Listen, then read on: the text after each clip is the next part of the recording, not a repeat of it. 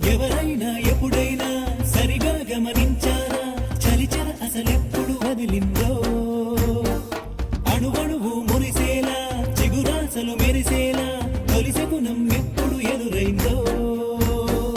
చూస్తూనే ఎక్కడి నుంచో చైత్రం కదిలొస్తుంది పొగ మంచును కోపం అంటూ తరిమేస్తుంది